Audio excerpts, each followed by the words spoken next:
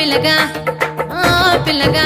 యహో పిల్లగా వెంకటేశు చూడకపోతుంటవో కానకపోతుంటవో నా పిల్లగా వెంకటేశు చూడకపోతుంటవో కానకపోతుంటవో